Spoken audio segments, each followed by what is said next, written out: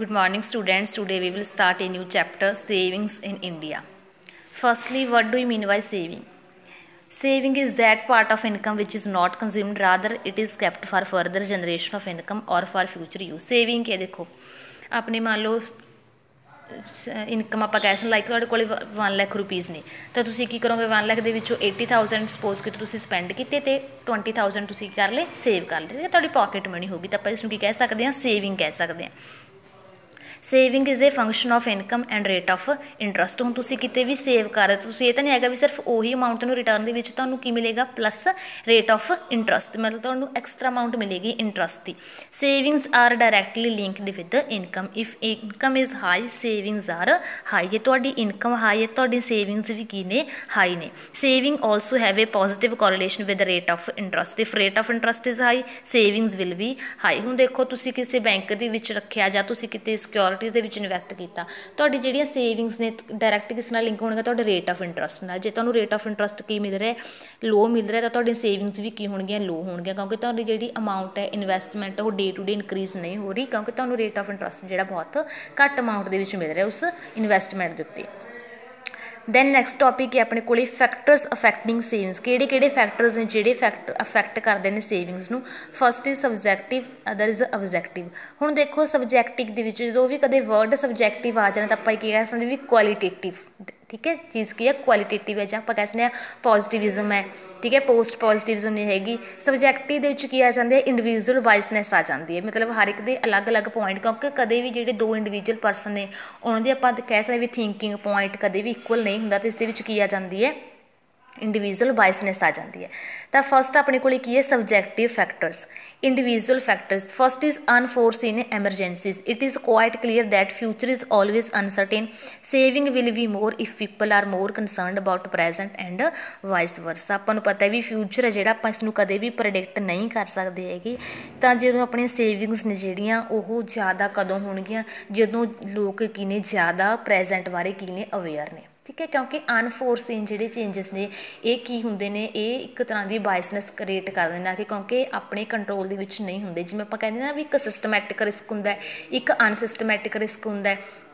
Systematic risk ਜਿਹੜਾ ਕਦੇ ਵੀ ਕੀ ਨਹੀਂ ਹੋ ਸਕਦਾ ਇਸਨੂੰ ਤੁਸੀਂ ਕੰਟਰੋਲ ਨਹੀਂ ਕਰ ਸਕਦੇ ਡਾਇਵਰਸੀਫਾਈ ਨਹੀਂ ਕਰ ਸਕਦੇ ਜਦ ਕਿ ਜਿਹੜਾ ਅਨਸਿਸਟਮੈਟਿਕ ਰਿਸਕ ਹੁੰਦਾ ਇਹਨੂੰ ਤੁਸੀਂ ਕਿਤੇ ਨਾ ਕਿਤੇ ਕਰ ਲੈਣ ਨੂੰ ਡਾਇਵਰਸੀਫਾਈ ਕਰ ਲੈਂਦੇ ਤਾਂ ਸੇਮ ਆਪਾਂ ਕਹਿ ਸਕਦੇ ਹਾਂ ਵੀ ਅਨਫੋਰਸੀਨ ਐਮਰਜੈਂਸੀਜ਼ ਜਿਹੜੇ ਉਹ ਕੀ ਨੇ ਇੱਕ ਇੰਡੀਵਿਜੂਅਲ ਫੈਕਟਰ ਨੇ ਜਿਹੜੀਆਂ ਆਪਣੀ ਸੇਵਿੰਗਸ ਨੂੰ ਇਨਵੈਸਟਮੈਂਟ ਨੂੰ ਇਫੈਕਟ ਕਰਦੇ ਨੇ।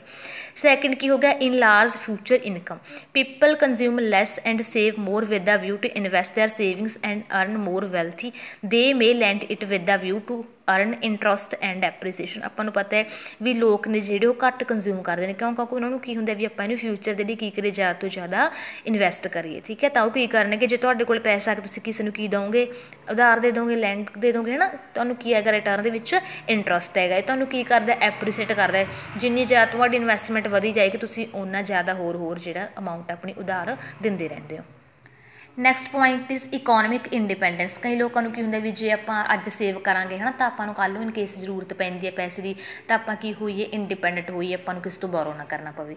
Then miserly by nature if people are miserly saving it will be more because misers don't rather never prefer expenditure to savings. ਆਪਾਂ ਨੂੰ ਪਤਾ ਹੈ ਮੀਜ਼ਰਲੀ ਹੈ ਨਾ ਜਿਹੜੇ ਕਿਹੜੇ ਲੋਕ ਹੁੰਦੇ ਨੇ ਵੀ ਆਪਾਂ ਕਹਿ ਸਕਦੇ ਵੀ ਬਹੁਤ ਹੀ ਜਿਨ੍ਹਾਂ ਦਾ ਇੱਕ ਪ੍ਰੀ ਪਲਾਨ ਚਾਰਟ ਹੁੰਦਾ ਕਿਸ ਚੀਜ਼ ਦੇ ਲਈ ਤਾਂ ਉਹ ਕੀ ਕਰਨਗੇ ਹਮੇਸ਼ਾ ਆਪਣਾ ਹੀ ਅਮਾਊਂਟ ਸੇਵ ਕਰਨ ਨੂੰ ਪ੍ਰੈਫਰ ਕਰਨਗੇ ਨਾ ਕਿ ਕਿਸੇ ਹੋਰ ਤੋਂ ਫੜਨ ਦੇ ਲਈ। Next is status in society. ਆਪਾਂ ਨੂੰ ਪਤਾ ਵੀ ਜਿੰਨੀ ਤੁਹਾਡੀ ਸੇਵਿੰਗ ਹੋਏਗੀ ਉਨੀ ਤੁਹਾਡਾ ਸੋਸਾਇਟੀ ਦੇ ਵਿੱਚ ਕੀ ਹੋਏਗਾ ਸਟੇਟਸ ਵਧੀਆ ਹੋਏਗਾ ਜਿੰਨੇ ਤੁਹਾਡੇ ਖਰਚੇ ਜ਼ਿਆਦਾ ਹੋਣਗੇ ਤੁਹਾਡੇ ਕੋਲ ਪੈਸਾ ਘੱਟ ਹੋਏਗਾ।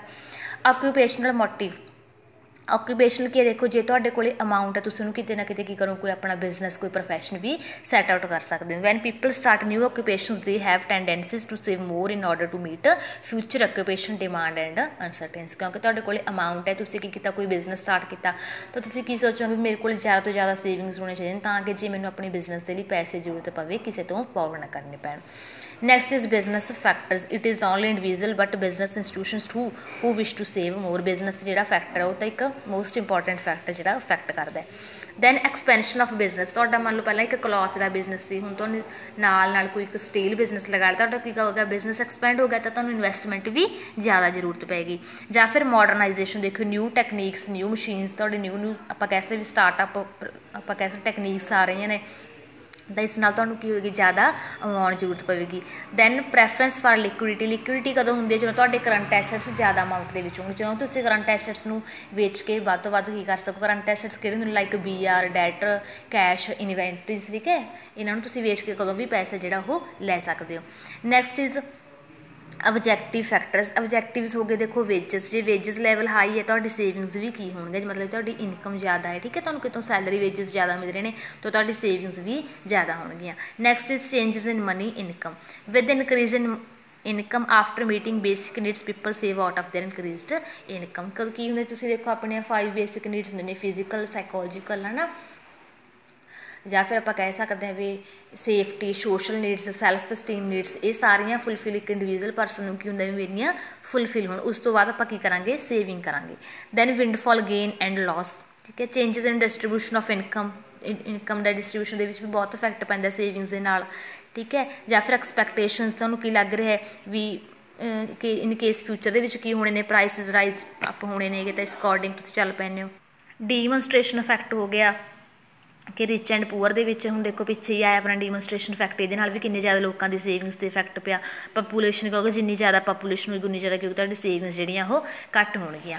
ਨੈਕਸਟ ਆਪਾਂ ਕਰਾਂਗੇ topic domestic savings in India. Thank you.